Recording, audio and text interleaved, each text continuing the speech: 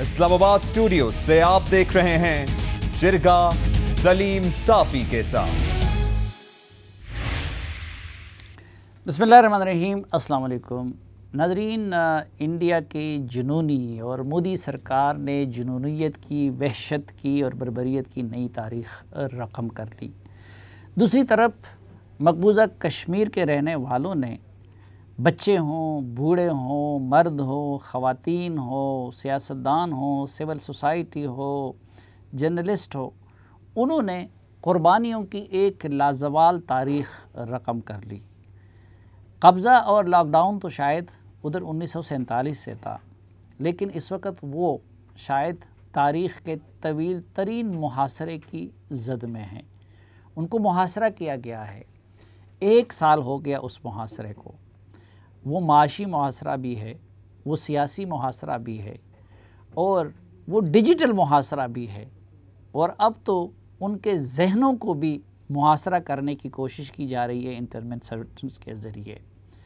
تو کشمیری قربانی کی اور بہادری کی ایک نئی تاریخ رقم کر رہے ہیں، لیکن بدقسمتی سے بعض اوقات ایسا محسوس ہو رہا ہے کہ پاکستان میں ہم سیاسی مقاصد کے لیے اور ریٹنگ بڑھانے کے لیے جس طریقے سے کشمیر کے ایشو کو ڈسکس کر رہے ہیں، تو شاید اس وقت ہم پاکستان کے اندر ایک کنفیوژن کی نئی تاریخ رقم کرنے جا رہے ہیں۔ اس لیے آج کے جرگے میں نے ضروری سمجھا کہ ہم سنجیدگی کے ساتھ کشمیر کے مسئلے پہ بات کریں، سنجیدہ لوگوں کے ساتھ، اور یہ جان سکیں کہ اس وقت یہ جو بات کہی جا رہی ہے کہ شاید پاکستانی ریاست کے پاس کشمیر سے متعلق کوئی بیانیہ نہیں ہے، تو کیا واقعی ایسا ہے؟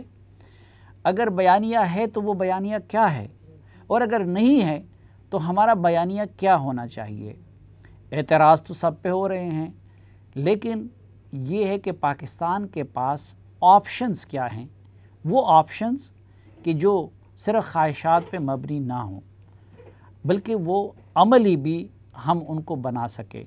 اور ظاہری بات ہے کہ اس وقت یہ دنیا کچھ تلخ حقائق کی بنیاد پہ چلتی ہے، تو ان تلخ حقائق کی موجودگی میں پاکستان کیا کر سکتا ہے، یہ ہمارے آج کے جرگے کے بنیادی موضوعات ہوں گے۔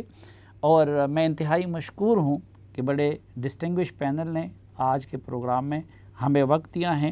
ہمیں جوائن کر رہے ہیں لیفٹیننٹ جنرل ریٹائرڈ خالد نعیم لودھی صاحب، کسی تعارف کے محتاج نہیں ہیں۔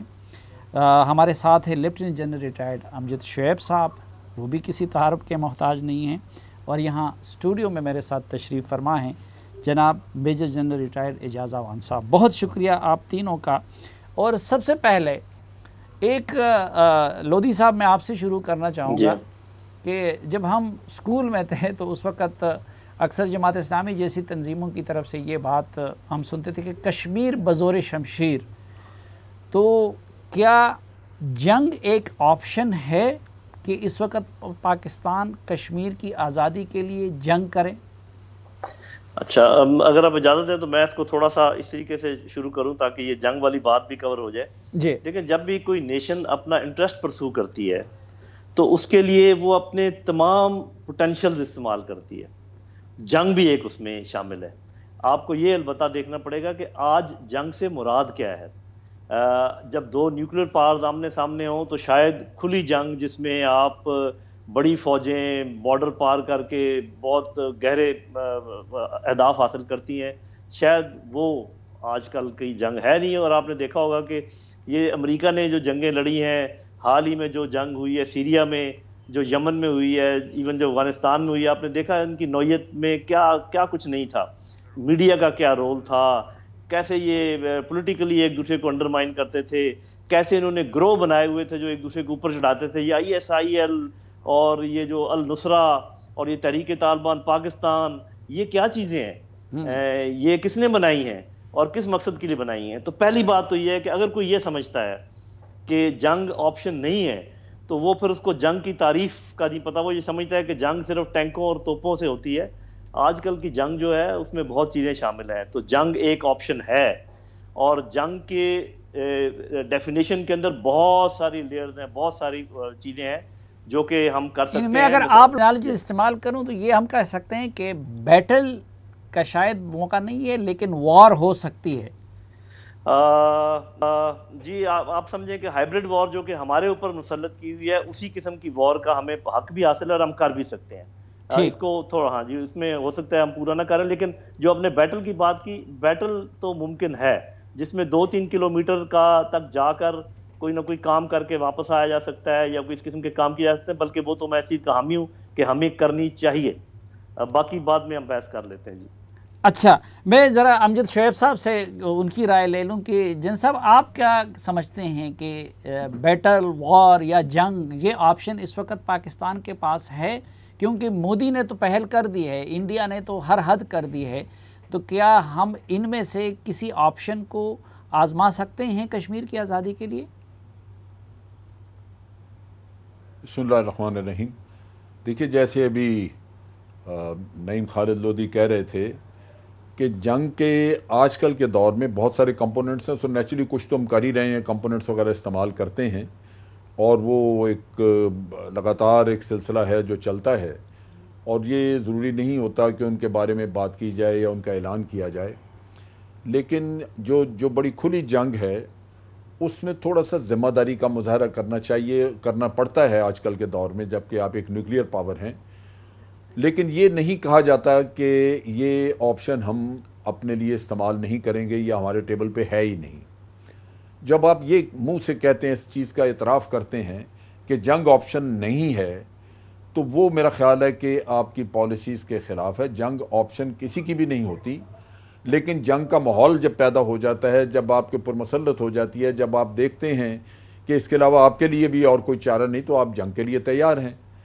لہٰذا یہ آپ کی جو آپ کا نیریٹو ہوتا ہے وہ یہ کہتا ہے کہ جنگ کے لیے ہم بالکل تیار ہیں, ہمیں اس سے کوئی گھبراہٹ نہیں ہے, ہم ڈرتے نہیں ہیں کہ جنگ اگر ہوگی تو ہمیں بڑی پریشانی ہوگی. جو بعض باتیں ہم سننے میں آتی ہیں آج کل, وہ یہ کہا جاتا ہے کہ جناب ہماری اکانومی اس چیز کی متحمل نہیں کہ جنگ پہ جائیں, یا یہ کہا جاتا ہے کہ جی یہ ملک جو ہے وہ جنگ کا متحمل نہیں ہو سکتا. کیوں نہیں متحمل ہو سکتا؟ جب اگر جنگ کے حالات پیدا ہو جائیں اور آپ کے پاس کوئی اور آپشن نہ رہے تو جنگ ہوگی. سو آپ کا نیریٹو میں یہ کہا جاتا ہے کہ جی جنگ ہمارے ٹیبل پہ بالکل موجود ہے, لیکن ایز اے لاسٹ ریزورٹ. یہ نہیں ہوگا کہ ہم پہلے دن سے ہی جنگ شروع کریں, لیکن اگر ہمیں مجبوری ہے جنگ ہی کرنی پڑی تو جنگ کریں گے. لہٰذا یہ ایک ضروری ہے کہ آپ کے نیریٹو میں اس چیز کا ذکر رہے. دوسری بات یہ ہے کہ آپ ذمہ داری کا اس لیے مظاہرہ کرتے ہیں کہ ایز اے نیوکلیئر پاور, اگر آپ دیکھیں جب سے نیوکلیئر ویپنز جو ہیں وہ ایجاد ہوئے تو 2 نیوکلیئر پاورز کے درمیان ڈائریکٹ جنگ نہیں ہوئی, پراکسی وارز بہت ہوئی ہیں. لہٰذا یہ سمجھا جاتا ہے کہ نیوکلیئر کنٹریز جو ہیں وہ بڑے ذمہ دارانہ طریقے سے بات کرتے ہیں, اور وہ ٹریگر ہیپی نہیں ہوتے کہ جب جی چاہے وہ شروع کر دیں, کیونکہ پھر جنگ کی نوعیت بدل سکتی ہے, اور آپ کے نیوکلیئر جنگ اگر بن جائے تو آپ سوچئے کہ حالات کہاں کے کہاں پہنچیں. لہٰذا آپ کو ایک ذمہ داری کا مظاہرہ کرنا پڑتا ہے, اس میں آپ کی ڈپلومیسی کام آتی ہے. ڈپلومیسی سے آپ ایک ماحول تیار کرتے ہیں جہاں دنیا کو یہ باور کرانا پڑتا ہے کہ اب ہمارے ملک کے لیے سوائے جنگ کے اور کوئی رستہ رہ نہیں گیا. دنیا نے جو کرنا تھا کر لیا, امن قائم کرنے کے لیے, مذاکرات کے لیے سب کچھ ہوا, لیکن مسئلہ حل نہیں کرایا. تو جب مسئلہ حل نہیں ہوا تو آخر کسی نہ کسی وقت آپ کے حالات بگڑ کے جنگ کی طرف جا سکتے ہیں. لہٰذا آپ یہ ڈپلومیسی ساتھ ساتھ کرتے جاتے ہیں تاکہ دنیا کو یہ نظر آئے کہ آپ ایک ذمہ دار ملک کی حیثیت سے تمام وہ عمل کر رہے ہیں جو پرامن طریقے سے کرنے کی ضرورت ہے. اچھا صاحب, یہ ڈپلومیسی پہ میں نے الگ سے بات کرنی ہے, لیکن اس سے پہلے میں ذرا جنرل اعجاز اعوان صاحب کی رائے بھی جاننا چاہوں گا کہ یہ وار پہ, اور اگر یہ ایک اس آپشن کو بند نہیں کرنا چاہیے تو پھر ہمارے پرائم منسٹر کیوں اسمبلی کے فلور پہ یہ کہتے ہیں کہ کیا میں جنگ کروں؟ یعنی وہ, اور ظاہری بات ہے کہ اپوزیشن کی طرف سے بھی یہی کہا جاتا ہے کہ نہیں جنگ کوئی آپشن ہی نہیں ہے. دیکھیں صافی صاحب, پرائم منسٹر کا یہ کہنا میرے خیال میں وہ بہت گہرا سوچ کے بات نہیں کرتے, وہ کہہ دیتے ہیں جو ان کے ذہن میں ہوتی ہے. اس جنگ میں, اس پورے ایشو میں کشمیر میں 3 پارٹنرز ہیں, 3 سٹیک ہولڈرز ہیں. ٹھیک, انڈیا ہے, پاکستان ہے, اور پیپل آف آزاد کشمیر ہے. کشمیر, فل کشمیر, پورا ریاست کشمیر. جی, ریاست کشمیر کے لوگ سٹیک ہولڈر, ریاست جموں و کشمیر, پورا کشمیر, ریاست جموں و کشمیر. اگر 2 برسر پیکار ہیں 2 اسٹیک ہولڈرز حالت جنگ میں جا چکے ہیں، تو تیسرا فریق کیسے کہتا ہے کہ جنگ میری آپشن نہیں ہے؟ وہ لیفٹ آؤٹ آف بیٹل ہے، وہ کنارے پہ بیٹھ کے تالیاں بجائے گا۔ کشمیر کے لوگ حالت جنگ میں ہیں، ان کی عزتیں لٹ رہی ہیں، ان کی جانیں جا رہی ہیں، وہ قید و بند کی صحبتیں برداشت کر رہے ہیں، وہ گولیوں کے سامنے کھڑے ہیں، وہ لاشیں اٹھا رہے ہیں، اور ہندوستان ان پر حملہ آور ہو چکا ہے۔ اس نے ان کا سٹیٹس چھین لیا ہے، اس نے اس ایشو کو سرے سے تسلیم کرنے سے ہی انکار کر دیا ہے اور کہا ہے کہ آپ کا الگ وجود ایگزسٹ نہیں کرتا، جو کانسٹیٹیوئنٹ سٹیٹس تھا وہ نہیں ایگزسٹ کرتا، آپ میرا انٹیگرل حصہ ہیں، آپ کے اگر کوئی حقوق ہیں تو ہندوستانی شہری کی حیثیت سے ہیں، کشمیری کی حیثیت سے آپ کا سٹیٹس تشخص ختم ہو چکا ہے۔ تو جب وہ فوج کشی کر کے 7 لاکھ فوج ان کے سروں پہ مسلط کر کے بیٹھا ہے اور لاشیں اٹھوا رہا ہے، تو تیسرا فریق کیسے کہہ سکتا ہے کہ جنگ آپشن نہیں ہے؟ جنگ ہی آپشن ہے۔ آپ اس میں کنارے پہ بیٹھنا چاہتے ہیں، یا اس جنگ میں جس طرح آپ سٹیک ہولڈر ہیں اس ایشو کے اندر، آپ اس میں شراکت اگر نہیں کریں گے تو کل اس کا جو بھی آؤٹ کم ہوگا اس میں ناکامی کی صورت میں، ایک فریق کی شکست کی صورت میں آپ الزام بھی اٹھائیں گے۔ افغانستان میں 2 نیوکلیئر پاورز برسر پیکار تھیں، USSR اور امریکہ برسر پیکار تھے۔ اگر کوئی کہتا ہے نہیں تھے اور دونوں اس جنگ میں شریک نہیں تھے تو پھر آپ میرے خیال میں we are living in a different world. Afghanistan میں جنگ ہوئی اور دونوں نیوکلیئر پاورز دنیا کی سپر پاورز اس جنگ میں شراکت دار تھیں، دونوں کے ٹروپس آمنے سامنے نہیں بیٹھے تھے۔ اس کا کوئی مورل جواز تھا، اس کا بھی کوئی قانونی جواز تھا، یا جواز بنا لیا گیا تھا؟ پھر اس طرح کی اور جنگیں، سیریا میں ابھی جنگ ہو رہی ہے اور ہوتی رہی ہے، اس میں کون برسر پیکار تھے؟ کیا امریکن ٹروپس وہاں جا کے لڑ رہے تھے؟ کیا ہم یہ کہیں کہ وہ اس جنگ میں نیوٹرل تھا اور اس کا کوئی شراکت ہی نہیں تھی؟ یعنی آپ یہ کہتے ہیں کہ فزیکلی نہ کرے، لیکن جو کشمیر کے اندر جو مجاہدین ہیں، دیکھیں پورا حریت پسند ہے، ان کو ہم سپورٹ ہمیں چاہیے۔ کشمیر 1 یونٹ ہے، پورا کشمیر جو حل طلب معاملہ ہے، چاہے وہ آزاد جموں اینڈ کشمیر ہو یا انڈین انلیگلی آکیوپائڈ کشمیر ہو، پورے کشمیر ایک حل طلب معاملہ ہے۔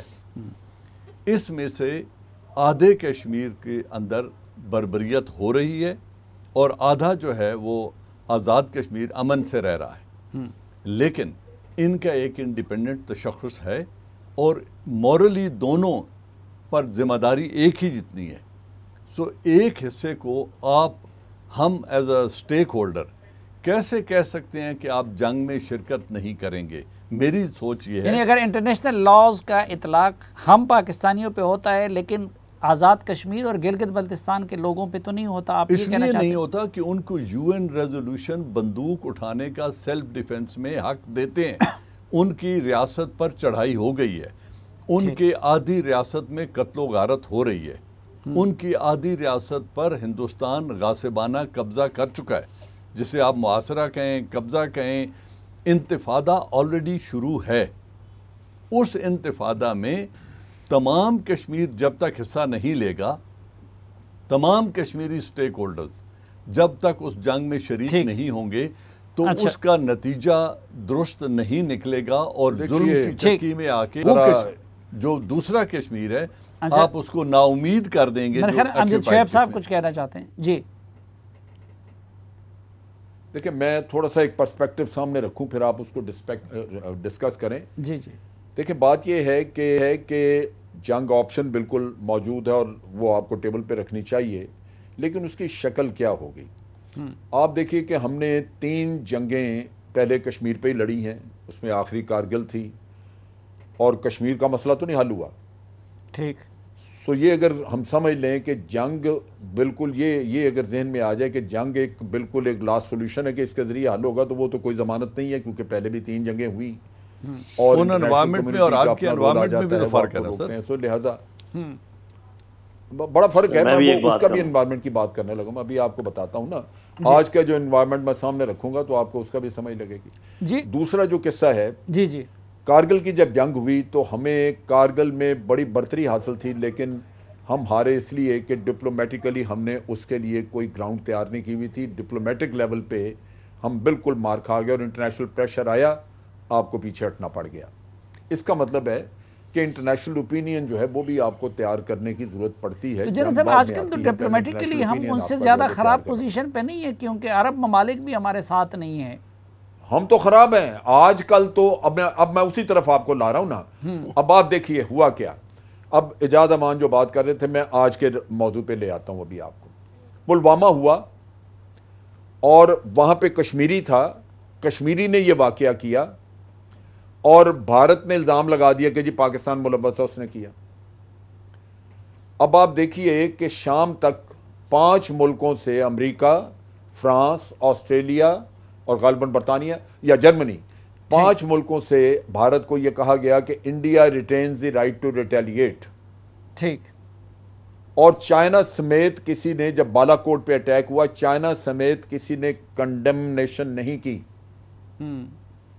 پاکستان کو سمجھا گیا کہ یہ ایک ٹیرر اسپانسرنگ سٹیٹ ہے، انہوں نے ٹیررزم کرایا اور کوئی ثبوت کسی نے نہیں مانگا بھارت سے اور آپ کے اوپر حملہ کر دیا. اچھا جنرل صاحب میں نے بریک پہ بھی جانا ہے، لیکن اس سے پہلے جنرل لودھی صاحب کچھ کہنا چاہ رہے ہیں. جی میں ایک تو یہ کہنا چاہ رہا ہوں، میں اس کی ایکسپلینیشن ذرا دے دوں گا، میں اس میں ذرا وضاحت دے دوں گا، پھر آپ اس میں بات کیجئے. جی جی جی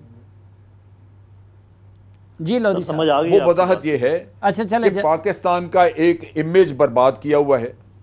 پاکستان کو ایک ٹیررسٹ اسٹیٹ آپ نے دنیا میں، وہ انڈیا کہتا رہا 70,000 لوگ ہمارے مارے گئے، ہم ٹیررسٹ ہو گئے، اور پاکستان نے کوئی کوشش نہیں کی کہ انڈیا کو ٹیررسٹ ڈکلیئر کروائے. تاکہ کشمیر میں جو کچھ ہوتا ہے وہ ہمارے ذمہ لگتا جاتا ہے، جبکہ وہاں پہ کشمیری خود مر رہے ہیں، وہ جا رہے ہیں. مجھے پھر یہ کہ انٹرنیشنل کمیونٹی نے جب کہا کہ جناب آپ you retain the right to retaliate, تو پاکستان میں جب بالا کوٹ پہ ہوا حملہ تو ملٹری رسپانس تو ہم نے دے دی، ٹھیک، لیکن جو ہماری سوورنٹی وائلیٹ ہوئی، کیا اس پہ ہم نے ریئیکٹ کیا؟ ہم یونائٹڈ نیشن میں گئے کہ جناب ہماری سوورنٹی وائلیٹ ہوئی ہے، وہ تو ہم نے کچھ کیا ہی نہیں. اس کا مطلب ہے کہ انڈیا کے لیے ایک نیو نارمل بن گیا کہ جب بھی وہاں پہ کوئی ٹیررسٹ کا ایکٹ ہو تو وہ اس کو رائٹ ہو گیا کہ آپ جا کے چڑھائی کر دیں پاکستان پہ. ٹھیک. جی جنرل لودھی صاحب. جی میں صرف تو ڈپلومیٹک ایفرٹ میں آپ نے بہت ساری غلطیاں کی ہیں. اچھا صاحب میں آپ کی طرف دوبارہ آؤں گا بریک کے بعد. جی لودھی صاحب. پہلی بات یہ ہے کہ میرے خیال میں کشمیر کی جنگ کشمیریوں کی جنگ نہیں ہے، پاکستان کی جنگ ہے. اگر پاکستانی یہ سمجھتے ہیں کہ یہ صرف کشمیریوں کی جنگ ہے تو وہ غلط سمجھتے ہیں. ٹھیک. دوسری بات ٹھیک ہے، اعجاز امان صاحب کہہ رہے ہیں کہ آزاد کشمیر کے لوگوں کا حق ہے کہ وہ جا کے ان کی مدد کریں. میرے خیال میں پاکستانیوں کا بھی حق ہے کہ وہ وہاں جا کے ان کی مدد کریں. ایک بات. دوسری بات یہ ہے کہ دنیا کی سپورٹ، جب آپ کا وائٹل انٹرسٹ ایٹ سٹیک ہو تو دنیا کی سپورٹ ہو تو بہت اچھی بات ہے، نہ ہو تو اس کی پرواہ نہیں کی جاتی. جن لوگوں نے آزادیاں حاصل کی ہیں، یہ ابھی آپ کے ابھی حال ہی میں جو افغانستان میں بات تھی، کتنی دنیا کے لوگ. سر ایک منٹ، کارگل کا دیکھیں، آپ نے بات کر لی، مجھے بات کرنے دیں. جی جی نہیں، میں نے کہا اس کو انکلوڈ کر لیں، پھر کارگل کا کیا ہوا. اچھا جناب عبد صاحب ذرا کائنڈلی ان کو بات مکمل ہونے دیں. کتنے لوگ سپورٹ کر رہے تھے افغان طالبان کو، انہوں نے. میں تو ان کو ہی دے رہا ہوں. دوسری بات یہ ہے کہ میں مانتا ہوں کہ جنگوں سے مسئلے حل نہیں ہوتے، جنگوں سے آپ ایک سٹیٹس کو ایسا قائم کرتے ہیں جس سے اگلا بندہ ٹیبل پہ آپ سے بات کرنے کے لیے رضامند ہوتا ہے. ہندوستان نے کب آپ سے بات کی ہے؟ جب بھی اس کو تکلیف پہنچی ہے. 1947-48 میں تکلیف پہنچائی ہے وہ آئی ہے. اور یہ کہنا کہ 2 جنگیں ہم نے لڑ لی، 3 لڑ لی، کیا مسئلہ حل ہو گیا؟ یہ بالکل غلط لاجک ہے. بعض اوقات آپ کو 10ویں جنگ میں فتح حاصل ہوتی ہے، 11ویں جنگ میں فتح حاصل ہوتی ہے. تو یہ جو نا اس قسم کے آرگومنٹ میں نہیں مانتا، میں یہ سمجھتا ہوں. اچھا جن صاحب میں نے جو بات کرنی تھی کر دیا. اچھا جن صاحب میں معافی چاہتا ہوں، میں معافی چاہتا ہوں جی.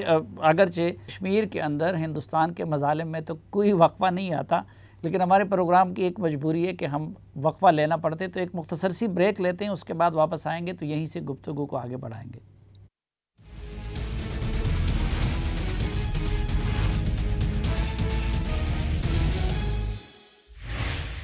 یہ جو ذکر کیا اعجاز امان صاحب پلوامہ کا، انہوں نے امجد شعیب صاحب نے، کہ ایک تو اس طرح کی چیزیں کیونکہ جو بھی واقعہ ہوا ہے وہاں پہ پلوامہ ہوا ہے یا کوئی بھی، تو الٹا اس کے ذریعے حریت پسندوں کو اور پاکستان کو بدنام نہیں کیا گیا، یعنی وہ اس سے الٹ نقصان نہیں پہنچا.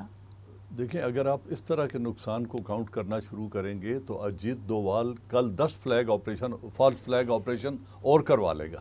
اگر آپ کی نیشنل اسٹریٹجی، آپ کی منصوبہ بندی ایک فالس فلیگ آپریشن کی محتاج ہے تو پھر آپ غلط کھیل کھیل رہے ہیں، پھر آپ جنگ کرنے کی اہلیت ہی نہیں رکھتے۔ فالس فلیگ آپریشن سے نیشنل نیریٹو، نیشنل انٹرسٹ جو ہے ان کا دفاع تبدیل نہیں ہو جاتا۔ جیسے جنرل نعیم صاحب کہہ رہے تھے، افغان قوم کے ساتھ کوئی بھی نہیں کھڑا تھا پوری دنیا میں، وہ تنہا تھے۔ نہیں جی، پہلے جنگ میں امریکہ پورا نہیں، وہ عرب پہلے دنیا یو ایس ایس آر اور بات ہے، یو ایس ایس آر کے خلاف اور بات ہے، میں 9/11 کے بعد کی بات کر رہا ہوں۔ پہلی جنگ میں بھی اور دوسری میں بھی کیا وہ دنیا کی موسٹ پاپولر یا اکنامیکلی بہت مضبوط قوم تھے جو جنگ کر رہے تھے؟ وہ اپنے ریزالو سے اپنے نیشنل انٹرسٹ، اپنی انٹیگریٹی، اپنی سوورینٹی اور اپنی آزادی کا دفاع کر رہے تھے۔ یہ جو ہم بات کر رہے ہیں کشمیر کے اندر، دیکھیں اس وقت یہ جو آپریشن جبرالٹر سے لے کے کارگل تک ہم نے غلط انوائرمنٹ میں جنگ کی، اس لیے اس وقت کشمیر میں ڈویژن تھی ایک۔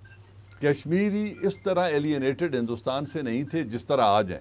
ہندوستان اس وقت UN ریزولوشنز کا کور لیتا تھا، لیکن ہندوستان اور امریکہ کی اتنی یاری بھی کبھی نہیں تھی جتنی آج ہے۔ ہندوستان اتنا بڑا مارکیٹ بھی پہلے کبھی نہیں تھا مارکیٹ تو تھی، عرب دنیا میں اس کا انفلوئنس بھی کبھی اتنا نہیں تھا جتنی آج ہے۔ نہیں، یہ بات نہیں ہے۔ آج ولنریبلٹی انڈیا کی پہلے سے کہیں زیادہ ہے۔ آج وہ جو اس کی انٹرنل کوہیژن ہے بحیثیت اسٹیٹ، آج وہ انٹرنلی کمزور ہے۔ آج پورا کشمیر ایلینیٹڈ ہے۔ آج پرو یونین یا پرو انڈیا لیڈرشپ یا ووٹر آپ کو کشمیر میں نظر نہیں آتا۔ ٹھیک، آج سارا کشمیر ایک طرف کھڑا ہے۔ آج UN ریزولوشنز کو ڈس ریگارڈ کر کے ایک بہت بڑے پولیٹیکل ڈس ایڈوانٹیج میں ہے انڈیا۔ آج وہ UN کے پاس کیا احتجاج لے کے جائے گا کہ میں آپ کے ریزولوشن کو تو ڈس ریگارڈ کرتا ہوں لیکن اس کام میں آپ میری مدد کریں۔ لیکن UN نے تو کبھی انصاف کی بنیاد پہ فیصلے نہیں کیے ہیں، وہ تو لابنگ نہیں کرے گا، UN نہیں کرے گا۔ لیکن بات یہ ہے سلیم صافی سٹیٹس کو تو دیکھیں سر، میں ایک منٹ آپ کے پاس آتا ہوں جی، کہ کہاں کھڑا ہے ہندوستان۔ اب بات یہ ہے کہ آپ نے جو آلریڈی حالت جنگ میں ہے ہندوستان اور کشمیر، انتفاضہ اور کشمیری فورسز آلریڈی حالت جنگ میں ہیں، ٹھیک، جنگ کا آغاز ہو اچھا چکا ہے۔ امجد صاحب میں ذرا ابھی ایک پہلو یہ ہے کہ جو جنرل اعجاز امان صاحب نے بتا دیا، اور یہ حقیقت بھی ہے کہ مودی نے جو ظالمانہ اقدامات کیے خود انڈیا کے اندر، تو انڈیا کا جو امیج اس وقت ہے دنیا میں وہ شاید پہلے کبھی اتنا خراب نہیں تھا۔ وہ سیکولرزم کا جو ڈرامہ تھا وہ ختم ہو گیا ہے اس کے چہرے سے۔ اچھا، یہ بات بھی اپنی جگہ پہ کہ جس طرح کشمیر اس وقت پورا کشمیر اٹھ کھڑا ہو گیا ہے، یہ تو ہمارے پاس ٹھیک ہے پلس پوائنٹ ہے۔ لیکن دوسری طرف ہم اس وقت دیکھ رہے ہیں کہ عرب دنیا بھی OIC کا اجلاس بلانے کو تیار نہیں ہے ہمارے کہنے پہ۔ تو یہ جو انڈین نے کیا اور مودی نے انٹرنیشنلائز کیا خود، اور کشمیریوں نے قربانیوں سے کیا۔ ہمارے اس وقت کے DGI SPR نے کہا تھا کہ انہوں نے ہمیں باؤنسر دے دیا ہے، اب ہم اس پہ چکا لگانا ہمارا کام ہے۔ تو کیا ہم اس پہ چکا لگا سکتے تھے اور ہم نے لگا دیا اس پہ؟ بالکل لگا سکتے تھے۔ مودی کی وجہ سے، اس کے اس بات کی وجہ سے کشمیر انٹرنیشنلائز ہوا دوبارہ۔ وہ اپنے گھر میں بیٹھ کے اس کا جو جی چاہے حیثیت بدلتا رہے، لیکن ڈسپیوٹڈ ٹیریٹری انٹرنیشنل لاء کے تحت وہ تو ڈسپیوٹڈ ہے، اس سے جھگڑا تو ختم نہیں ہو گیا، اس سے پاکستان کے ساتھ معاملات ختم نہیں ہو گئے، لہٰذا وہ آپ اس کو اب انٹرنیشنلائز ہو جانے کے بعد آپ کے لیے آپشن تھی کہ آپ اس کو اچھی طرح ڈیل کرتے۔ میں دو باتیں پہلے جو نعیم نے بات کی اور اعجاز جو بات کر رہے ہیں، میں ان کی وضاحت کر دوں۔ نعیم ٹھیک کہہ رہے ہیں کہ جنگ تیسری بھی ہو سکتی ہے، چوتھی بھی، پانچویں بھی ہو سکتی ہے، لیکن بہتر یہی ہوگا کہ جنگ ایک جو بھی ہو نتیجہ خیز ہو۔ میں جو بات کر رہا تھا وہ یہ میں کہہ رہا تھا کہ جنگ بالکل آپشن آپ کے پاس موجود ہے، لیکن اس چیز کی یہ ضمانت نہیں ہے کہ جنگ سے آپ کا مسئلہ فوراً حل ہو جائے گا۔ ہو سکتا ہے کہ وہ ٹیبل پہ آئے، ہو سکتا ہے نہ آئے، ہو سکتا ہے کہ آپ کو چوتھی کرنی پڑے، لیکن اس کے اوپر ایمفیسس یوں رکھنا کہ جنگ آپ کی واحد پہلی یا باقی وہ بہت اہم آپشن ہے، نہیں۔ میں یہ جو چیز سامنے لانے چاہ رہا تھا، اب اعجاز نے جب بات کی کہ جناب اگر ہم سارا ایک فالس فلیگ کے اوپر ہی بیس کر کے آپریشن کریں تو وہ غلط ہے، میں نہیں کہتا کہ اس پہ بیس کریں، لیکن آپ کو یہ سوچنا ہوگا کہ اس کے فالس فلیگ آپریشن پہ دنیا یقین کیوں کرتی ہے۔ یہاں ہے آپ کا فیلئر ڈپلومیسی کا कि 70,000 लोग आप मारे गए, आप दुनिया को ये नहीं समझा सके कि जनाब इंडिया करवा रहा है। यहां कलभूषण आपके पास था, मनी लॉन्ड्रिंग, मैंने उस दिन भी बात की, मनी लॉन्ड्रिंग का या उसको टेरर फंडिंग के सारे सबूत यहां पे मौजूद, उसने मनी ट्रेल आपको दी। ना पिछली हुकूमत ने किया ना इसने किया कि आप FATF में लेके जाएं, इंडिया को डिफेंसिव पे डालें। लेकिन जनरल साहब, हम अगर दुनिया को ना भी बताएं आजकल कौन सी चीज़ है जनरल साहब जो दुनिया से पोशीदा है, लेकिन ये लॉबिंग की और ग्रुपिंग की दुनिया है। हम कुछ भी करें, चीन हमारे हिमायत में और अमेरिका, साफी बात ये है जी। नहीं ना, ये बात नहीं, मेरी बात सुनिए। देखें, चक हेगल ने कहा था, हमें उससे पता है कि अमेरिका को पता है कि यहां से इंडिया क्या करा रहा है, और वैसे भी अफगानिस्तान में बैठा अमेरिका, नेटो, इतने रिसोर्सेज, और कोई कहे कि अमेरिका को ये पता नहीं, तो मैं तो वो तो कतन मानने की बात नहीं। लेकिन अगर आप ना मुंह खोलें तो उसका जिम्मेदार कौन है? तो सारी दुनिया को पता हो, जिसके साथ बीत रही है वो नहीं बोल रहा। अच्छा, जरा लोधी साहब की तरफ जाते हैं। जिसके साथ बीत रही है, हाँ, एक सेकंड लोधी, मैं अभी जिसके साथ बीत रही है उसको बोलना चाहिए। मैं आज भी आज मैंने एक रिसर्च पेपर पढ़ा है जिसमें फिर वही कहता है सारी बातें कि इंडिया ने बड़ी ज्यादती की है, इंडिया ने ये यूरोपियन उसका है, मेरा ख्याल है यूरोपियन कम्युनिटी का, यहाँ पे इंडिया का वो कह रहे जी उसने यूनिलेटरल एक्शन किया सब कुछ, लेकिन पाकिस्तान को भी ये प्रॉक्सी बंद करनी चाहिए। भाई ये क्यों नहीं? 2-3 चीजें मैं अर्ज कर दूं, फिर आप करते रहिए। पहली बात यह है कि इंडिया टेरर फंडिंग कर रहा है, उसका दुनिया में नाम आना चाहिए। इंडिया टेररिज्म करा रहा है, उसका नाम आना चाहिए। पहली दफा इमरान खान ने कहा कि जनाब स्टॉक एक्सचेंज पे जो हमला वो इंडिया ने कराया है, इंडिया का असल चेहरा आना चाहिए। दूसरी बात यह है कि ये फॉल्स फ्लैग ऑपरेशन, हम कहते हैं फॉल्स फ्लैग झूठ है, क्यों नहीं हम झूठ खोल के दुनिया के सामने लाते? हमें झूठ खोलने चाहिए, उनके ऊपर बात ही नहीं होती। एक रिपोर्ट तैयार करके नवाज शरीफ साहब को दी गई, जो उन्होंने आके पठानकोट पे इंक्वायरी ऑर्डर की, वो नवाज शरीफ साहब बगल में रख के बैठे रहे। वो रिपोर्ट मौजूद है, मुझे DGI से ने खुद बताया है कि IB के साथ मिलकर ये इंक्वायरी हुई, उस रिपोर्ट में सारा लिखा हुआ है कि इंडिया ने खुद किया ये। अच्छा लोधी साहब, जी लोधी साहब, मैं ये कहना चाहूँगा, और मेरा ख्याल है कि इस बात पे कोई इख्तलाफ हो तो ज़रूर करे, क्या ये दुनिया अखलाकियात के बुनियाद पर चलती है? नहीं। क्या ये दुनिया सच्चाई की बुनियाद पर चलती है? ये जितनी बातें जनरल साहब कह रहे हैं ये इसलिए नहीं हो रही कि हम मुसलमान, अक़वाम मुत्तहिदा अखलाकियात की बुनियाद पे नहीं बनी है, इसलिए 5 मुल्कों को वीटो पावर दी है। सवाल ही नहीं है, इसलिए देखें, जब सवाल ये है कि क्या हमने पूरा काम किया? जी अमजद शोएब साहब, जरा लोधी साहब की सवाल बात ये है लोधी के क्या हमने काम पूरा किया? मुझे सर अभी मैं अपने काम का पूछ रहा हूँ कि हमने मेहनत की है। मेरा ख्याल है कि हम उल्टे लटक जाएं, अगर उल्टे लटक जाएं और 24 घंटे उल्टे रहें तो ये जो आप एक्सपेक्ट कर रहे हैं कि दुनिया हमारी बात मान ले, ये नहीं होने की।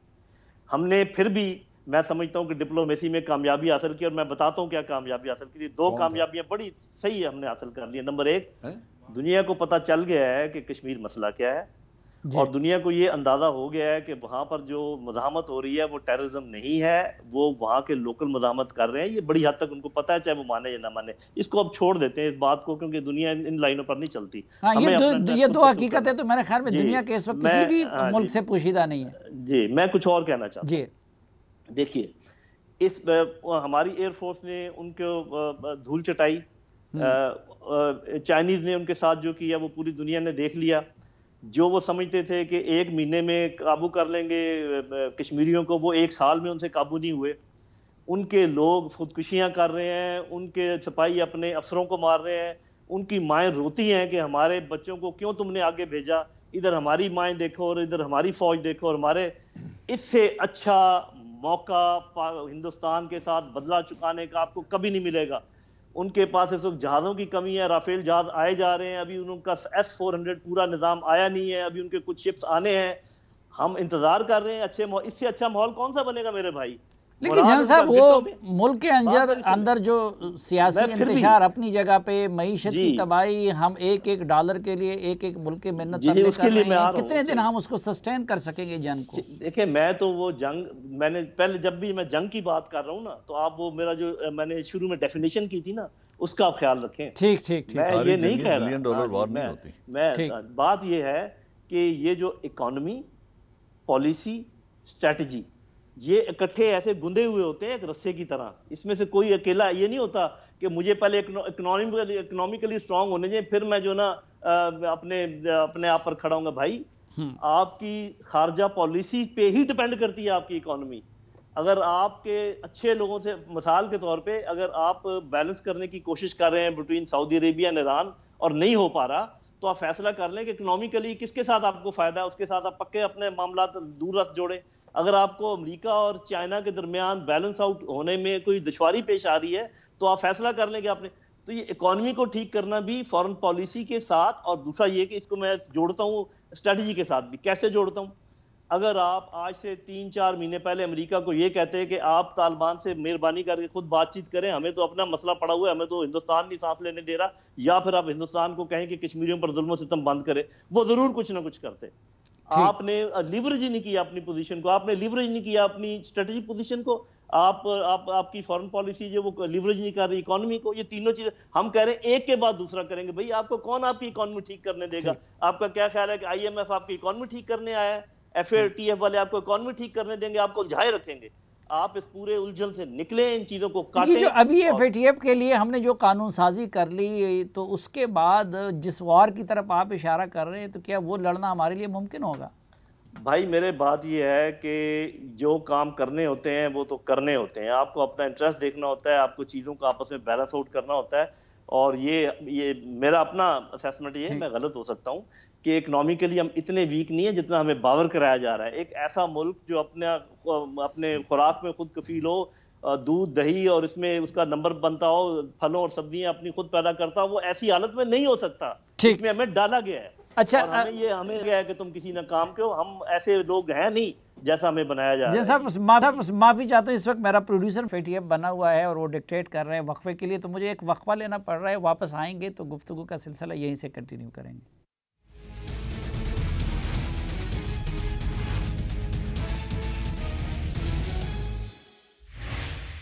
جنرل جازوان صاحب، یہ جو آپ نے فرمایا کہ ایک ہماری پاکستان کی حیثیت ہے اور ایک آزاد کشمیر اور گلگت بلتستان کے لوگوں کے ہیں جو اس کا حصہ ہے، اور آپ کے بقول ان پہ ان چیزوں کا اطلاق نہیں ہوتا، اور ان کا اگر آدھا کشمیر حالت جنگ میں ہے تو ان کا بھی یہ حق بنتا ہے۔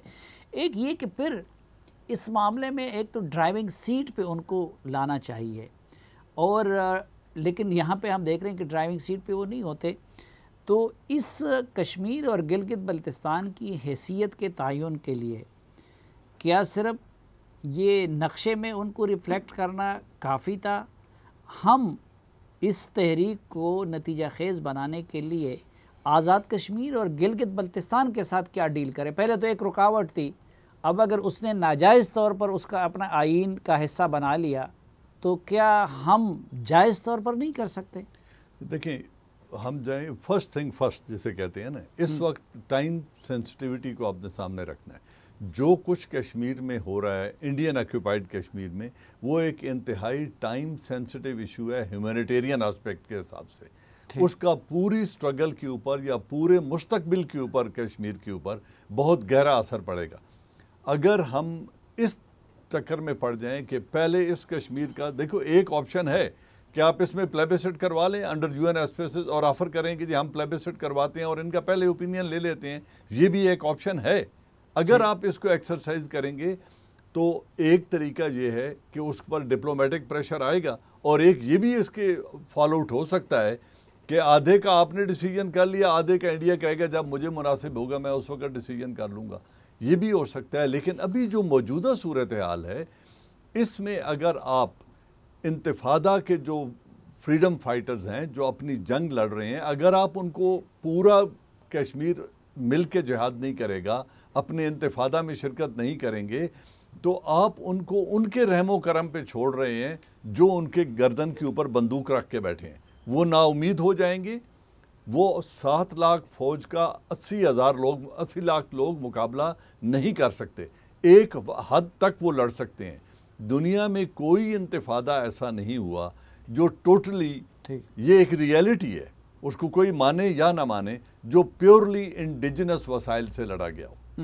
اچھا، تمام تر سٹرگل جو ہوتی ہیں ان میں جو لائک مائنڈڈ کنٹریز ہوتی ہیں، ابھی یہ آزاد کشمیر اور Gilgit Baltistan left out of battle, ہم اسے ملٹری ٹرم میں یوز کرتے ہیں، ایل او بیز نہیں ہو سکتے۔ انہوں نے اس جنگ میں شرکت کرنی ہے تاکہ ان کے مستقبل کا فیصلہ یو این ریزولوشن پہ، اور انڈیا نے جو ایکسٹریم پوزیشن لی ہوئی ہے ان کو نیگوسیشن ٹیبل پہ لانا نہ ڈپلومیسی لا سکتی ہے، نہ انٹرنیشنل قوتیں انہیں اس وقت بٹھائیں گی.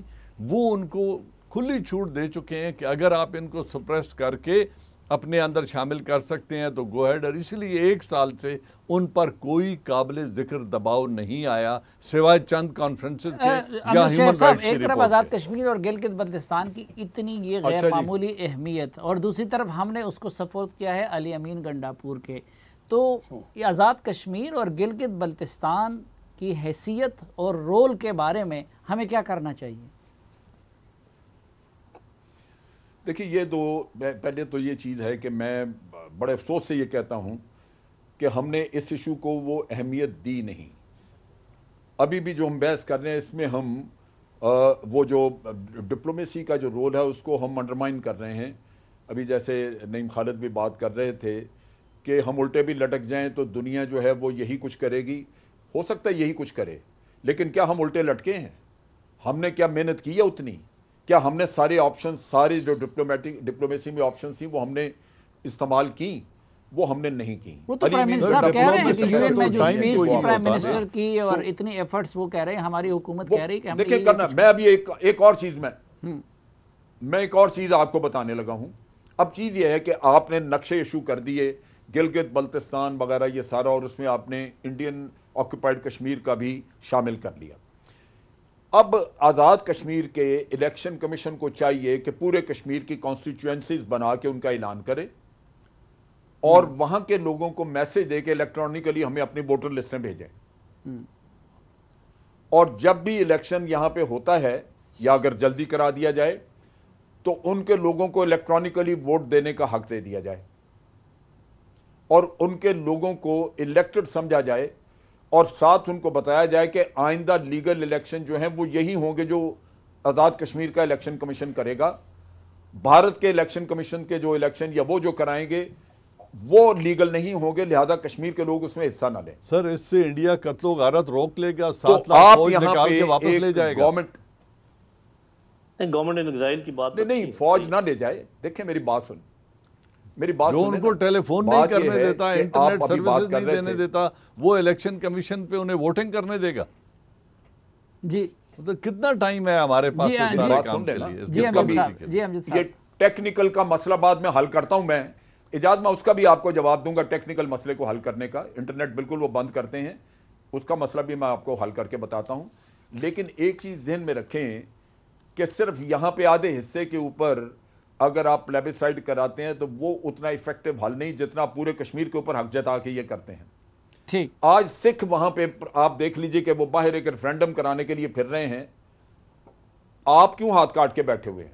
اچھا امجد صاحب میں معافی چاہتا ہوں، وقت ہمارا آپ کے پاس ایک لیجیٹیمیٹ جی وقت ہمارا ہوا، لیکن نہیں صاحب میں کہتا ہوں کہ یہ اس میں ابھی تو دیکھیں ایک طرف پوزیشن یہ بھی ہے کہ آزاد کشمیر کو اور گلگت بلتستان کو ہماری ایک منسٹری ڈیل کرتی ہے. اس منسٹری کو بھی ہم نے سپورٹ کر دیا ہے علی امین گنڈاپور کے، اور دوسری طرف ہم اپنی کانسٹیٹیوشن میں ان کو جگہ بھی نہیں دے رہے ہیں. تو اس کی کیا حیثیت ہونی چاہیے؟ اب جو جنرل صاحب نے تجویز دی کہ وہ الیکشن کریں اور اس میں ان کو بھی اپنے ساتھ لے لیں. جی میرا خیال ہے کہ ہم ویسے ہی گھبرائے ہوئے ہیں، بہت سارے کام ہم کر سکتے ہیں. مثال کے طور پہ آپ ان دونوں کو صوبے کا درجہ دے کر ساتھ ایک کنڈیشن لگا سکتے ہیں کہ جب بھی پلیبسائٹ ہوگا تو دوبارہ ہم اس کو ریویو کریں گے کہ کیسے کیا جائے. آپ گلگت بلتستان کو پراپر صوبہ بنائیں، ان کو سینٹ میں آپ جگہ دیں. آزاد کشمیر کو پراپر صوبہ بنائیں، اس کو سینٹ میں آپ جگہ دیں. اور ساتھ ہی البتہ یہ بات میں مانتا ہوں بالکل جو جنرل شعیب کہہ رہے ہیں کہ آپ ایک حکومت ان ایگزائل بھی ضرور بنائیں. اس وقت ہم ایک اور بہت بڑا ڈپلومیٹک منور کر سکتے ہیں، وہ یہ کہ انہوں نے چونکہ وہاں پر لوگوں کو آباد کرنا شروع کیا ہے، ہم یو این کو یہ کہہ سکتے ہیں کہ اب وہاں پر پاپولیشن سینسس کروائیں، وہاں بھی اور یہاں بھی، تاکہ نہ ہم چینج کر سکیں ڈیموگرافی، نہ وہ چینج کر سکیں. یہ بڑی ایسی چیز ہے جو کہ دنیا مانے گی اگر ہم اس پہ کوشش کریں. اور بہت ساری چیزیں ہیں جو ہم کر سکتے ہیں.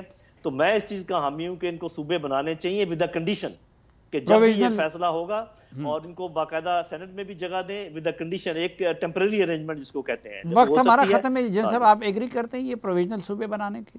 دیکھیں اس میں لیگلی دو چیزیں ہیں، میں صرف اشارہ کر دیتا ہوں کیونکہ آپ کے پاس وقت نہیں ہے۔ ایک ہے 13 سپٹمبر 1947 کا اسٹینڈ سٹل ایگریمنٹ جو قائد اعظم محمد علی جناح نے سائن کیا تھا اور ہری سنگھ نے آفر کی تھی۔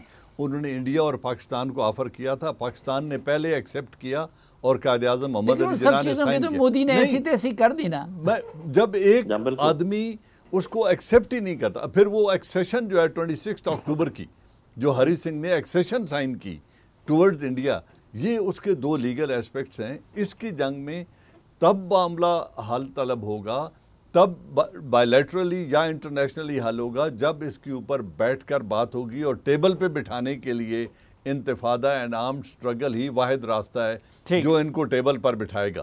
ہندوستان اس کو سرے سے ایکسیپٹ ہی نہیں کرتا ایشو، تو بائیلیٹرلزم کے دروازے تو بند آلریڈی ہو چکے ہیں۔ تو جو بائیلیٹرل معاہدے ہیں ان کو اٹھا کے باہر پھینکیں through an act of parliament, اور یہ بتائیں کہ اب یہ یو این ریزولوشن کے تحت حل ہوگا، اور انتفاضہ میں جتنی ہیلپ کشمیر اور گلگت بلتستان کے لوگ کر سکتے ہیں ان کو اجازت دیں، ان کو روکیں مت کہ میں کہوں گا تو بارڈر پار کرنا ہے۔ جی امجد شعیب صاحب، آپ کا ٹیک یہ پروویژنل صوبوں پہ؟ میرا خیال ہے کہ یہ صوبے ڈکلیئر کر دینے چاہیے۔ اس میں سب سے امپورٹنٹ جو چیز ہے، نہ کرنے سے ہم نے ان لوگوں کا حق مارا ہوا جو ادھر موجود ہیں۔ گلگت بلتستان روز ڈیمانڈ کرتا ہے کہ جناب ہمیں آپ اپنے نیشنل دھارے میں لیں، ہمیں اپنے پارلیمنٹ وغیرہ میں سینٹ میں ہمیں ریپرزنٹیشن دیں۔ وہ لوگ نہ دینے کی وجہ سے ڈپرائیڈ محسوس کرتے ہیں، تو ان کو تو حق ملنا چاہیے۔ بے شک پرووینل دیں ان کو، ان کے پرووینل رکھیں، لیکن ان کو دے دینا چاہیے تاکہ یہ ایک ان کا مطالبہ بھی پورا ہو جائے، ان کی ریپرزنٹیشن بہتر ہو، اور وہ مین دھارے میں آنا شروع کریں۔ وہ بہت شکریہ جی آپ تینوں کا، میرے پاس اتنا بھی وقت نہیں بچ سکا کہ آپ تینوں کا نام لے کے شکریہ ادا کروں۔ ناظرین، دعا کے ساتھ کہ کشمیر کے عوام کو آزادی کی نعمت نصیب ہو، اور اس امید کے ساتھ کہ آپ جہاں بھی رہیں خوش رہیں، آج کے اس جرگے سے اجازت دیجیے۔ اللہ حافظ۔